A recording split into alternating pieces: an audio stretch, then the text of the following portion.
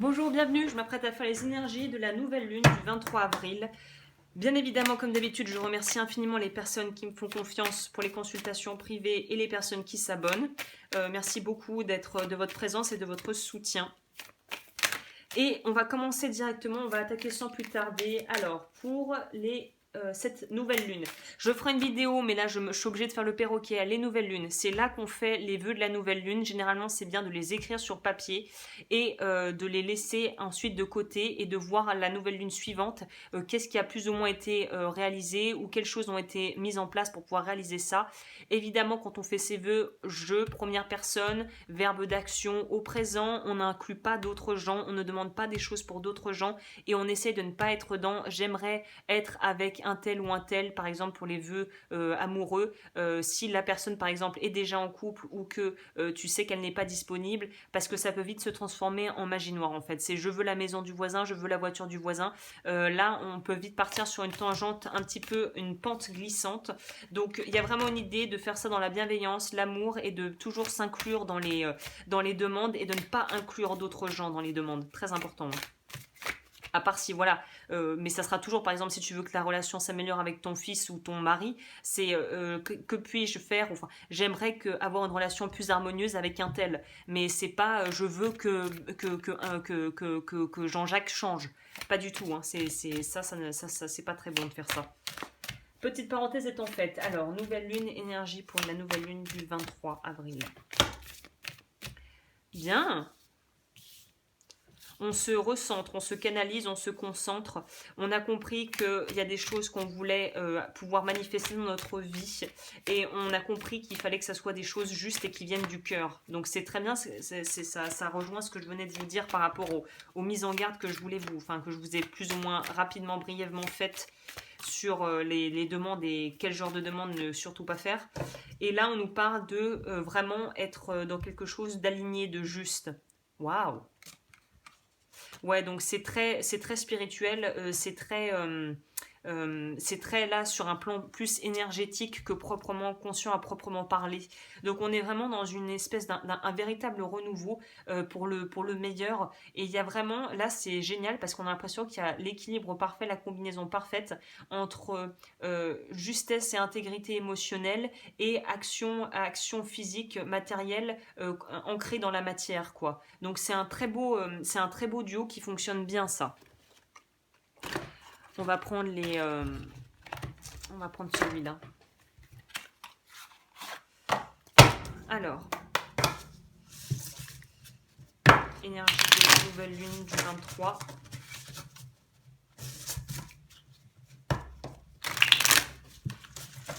En tout cas, il y a de très belles énergies qui émanent de cette nouvelle lune parce qu'on voit que c'est dénué, c'est pas intéressé.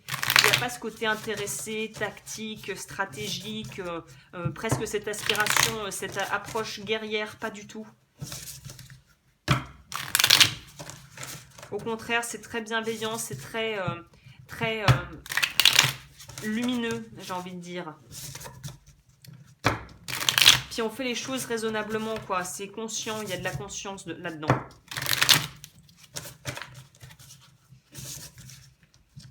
Donc c'est plutôt une très très bonne chose, ça.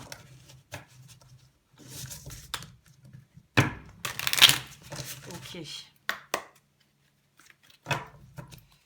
Énergie pour cette nouvelle lune du 23. Qu'est-ce qu'on peut nous dire?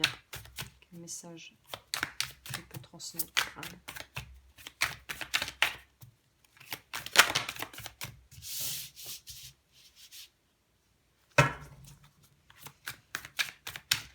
Ok, énergie.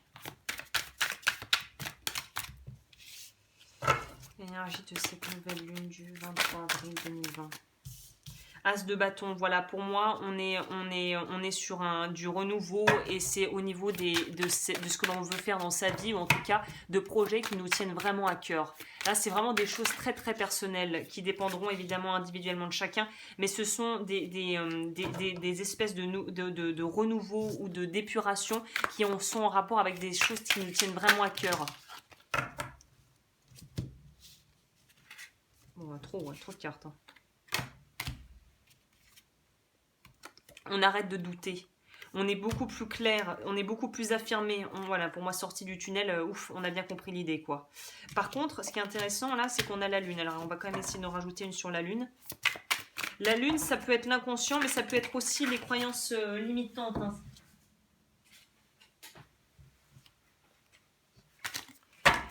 On va voir, est-ce que je peux avoir une carte sur la Lune pour avoir des précisions? Ouais, pour moi, là, voilà, la Lune, c'est le challenge, en fait. C'est là, on va te demander de mettre en action pour cette nouvelle lune si, si le cœur t'en dit, ou en tout cas si tu as envie de te poser un moment et de prendre du temps pour faire ça. On va te demander de pouvoir voir à l'avenir. C'est-à-dire qu'on va te demander de pouvoir essayer de pouvoir... j'aime pas le terme projection parce que ça a une connotation qui peut être négative, mais on va te demander de pouvoir te projeter, voilà. Peut-être dans ce que tu veux concrétiser et dans la direction que tu veux prendre, quoi. On a un 5, on a un 2 de coupe, ça va nous parler aussi des relations, et on a le chariot à l'envers. Donc voilà, pour moi, ça nous signifie qu'il ne faut pas se précipiter. Là, on est dans une phase d'observation. On n'est pas dans la mise en action. On est dans, je mets les coordonnées dans le GPS. Et pour pouvoir mettre les coordonnées dans le GPS, il faut que je sache où je veux aller et où je suis actuellement aussi. Donc il y a vraiment une approche qui doit être assez maîtrisée et qui doit être dans un... il faut avoir plus de contrôle et il faut avoir une idée claire de la direction qu'on veut entreprendre parce que sinon on va partir dans tous les sens.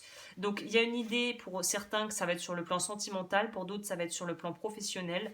Et dans tous les cas, le 5 de coupe nous parle d'un besoin de se renouveler. Ça, on a bien compris que émotionnellement, que l'on soit en couple ou célibataire, il y a un renouvellement qui est nécessaire pour pouvoir ensuite aller vers quelque chose de différent qui va nous apporter la chaleur, la lumière et l'éclaircissement dont on a besoin dans nos vies. On a besoin d'être dans l'énergie de la reine de denier, alors qui est un peu caricaturale sur ce tarot, mais qui nous parle vraiment de, un peu, on dirait un peu une forme de Paris Hilton pour ceux qui voient de qui je parle. C'est faut accepter aussi qu'on a de la valeur et certes qu'on est peut-être quelqu'un qui a des aspirations et qui a une certaine prestance, mais on te demande de ne pas tomber dans l'écrasement, de commencer à écraser les autres. Il faut trouver un juste milieu entre pouvoir accepter d'être dans son pouvoir, d'être dans son confort et d'avoir le droit de vouloir certaines choses dans la vie au niveau matériel et d'avoir des ambitions professionnelles, mais pas au détriment des autres. C'est ça que disent les cartes et notamment le Tao. On nous dit aussi que pour certains, la nouvelle lune va nous faire ressortir peut-être des vieilles peurs. Où il y a besoin, en tout cas, c'est des derniers résidus qui restent là, de sentiments d'isolement, de ne pas être entendu, de ne pas pouvoir être connecté aux autres, et en même temps de vouloir cette connexion. Donc pour moi, on prévoit, il y a vraiment une idée avec le 2 de denier aussi, on va nous parler de devoir s'adapter au changement là. C'est tout à fait ça. On nous parle de sortie du tunnel. Il va falloir s'adapter au changement qui va se produire incessamment sous peu. À partir du moment où le confinement sera levé, il y a quand même une idée de devoir, déjà de sortir de ça, mais en plus de ne plus se laisser berner par les illusions et d'être très très clair par rapport à la direction qu'on veut prendre, sans tomber dans le travers du chariot qui est de vouloir aller trop vite, de trop presser les choses, de pas assez réfléchir et de pas assez prendre de recul sur la situation. Ouais, pour moi, il y a aussi des choses qui vont se débloquer, peut-être sentimentalement parlant pour certaines personnes, ou professionnellement, il y a peut-être des ouvertures qui vont se faire d'ici la fin du mois. On a pas mal de reines, donc on est encore dans cette énergie très yin, très féminin, qui va nous parler justement de pouvoir accepter d'être dans son pouvoir et de ne pas l'utiliser pour écraser les autres, mais au contraire pour nourrir la communauté, nourrir aussi les personnes directement impactées par ce que l'on crée, si on est créateur de contenu ou sinon on est dans un métier où on est vraiment appelé à être sollicité par les gens et ne pas laisser la peur prendre les commandes, quoi. Il y a vraiment cette idée de maîtriser ces émotions, enfin maîtriser ses émotions, j'aime pas dire ça non plus, mais de sortir de cette espèce de cloche de verre qui est en fait que tu as créé toi-même en fait, que tu as créé de toutes pièces. Donc c'est une bonne période aussi peut-être pour, comme je te le disais, choisir les nouveaux coordonnées du GPS pour savoir quelle direction prendre à la fin de ce confinement et dans les mois à venir en fait, hein. Travaille sur ce qui a été corrompu, on guérit, on répare. Donc on répare des blessures qui ont peut-être été réactivées avec ce confinement et peut-être avec les personnes avec qui tu as dû passer ce confinement. Donc on est encore dans une phase de guérison, mais pour moi on arrive au bout du tunnel par rapport à ça, on arrive au bout de ce qu'on avait à travailler. On va finir avec, on va clôturer pour changer avec les cartes de lumière du coup. Quel message je pourrais transmettre pour cette nouvelle lune pour... La défensive, votre système de défense vous pousse à rester sur le pied de guerre. Ah, c'est intéressant parce que du coup, ça donne une autre couleur au tirage. C'est-à-dire que là, ça nous parle bien, c'est ces choses qu'il va falloir un petit peu apprendre à lâcher maintenant. C'est justement l'espèce de mode survie qu'on a plus ou moins tous dû enclencher à un moment donné du fait de la peur tout simplement de mourir ou d'avoir des gens autour de soi que l'on aime qui meurent. Donc, il y a une idée de sortir de ce mode de défense pour pouvoir accepter d'être vulnérable et de retrouver en fait, de laisser quelque part l'aspect plus primitif de nous, retrouver sa place en nous, mais que ça soit plus lui qui commande notre vie. Il y a un besoin de sortir de cette bataille, de cette lutte avec l'extérieur, mais en fait avec l'intérieur, avec soi-même quoi en fait. C'est là faut lâcher un petit peu ça. Le guerrier, punaise, ok, on n'a pas bien compris. Vous vous épuisez à combattre, réagissez avec davantage de douceur. Bon bah là je crois que j'ai pas besoin d'en rajouter plus, c'est vraiment ça. Là il faut arrêter, faut baisser les armes, il n'y a rien, il y a pas de guerre. Ça c'est encore un truc de dualité qui empêche justement d'accéder à plus de sagesse et plus de bienveillance et plus d'humilité. C'est le fait d'avoir l'impression d'être en guerre avec des autres ou en guerre avec une partie de soi-même. Là on te dit qu'il est temps de pouvoir faire la paix avec des parties de toi, avec des gens avec qui tu auras pu être en discorde et de pouvoir cautériser tes blessures pour pouvoir enfin être en paix avec toi-même. Donc là, la nouvelle lune va nous pousser à sortir de nos schémas mentaux et de sortir de cette espèce de mode de survie œil pour œil, dent pour dent. Donc c'est une grosse leçon d'humilité à mon avis qui va être effectuée pour pas mal d'entre nous et sur le plan plutôt même mondial, j'ai envie de dire. Donc voilà, pour moi, on va quand même lire les émotions, la défensive, rapidement, juste pour avoir un petit complément. Pour me contacter, bien évidemment, tout est en barre d'infos. Les événements de la vie vous ont appris que vous pouviez être malmené. Pour vous défendre, vous avez élaboré un mécanisme qui décourage les approches. Si vous sentez qu'on vous évite, c'est qu'il est temps d'alléger votre système de défense. Ce mécanisme de défense se met en place pour nous protéger d'éventuelles menaces extérieures. Une blessure ancienne rappelle que les autres pourraient être malfaisants. En prévention d'une nouvelle attaque, la part d'ombre a trouvé une parade pour tenir à distance les futurs ennemis. Elle déclenche les hostilités pour signaler qu'il ne faut pas s'approcher. Les échanges se font presque cinglants, allant jusqu'à friser parfois l'insolence ou l'ironie.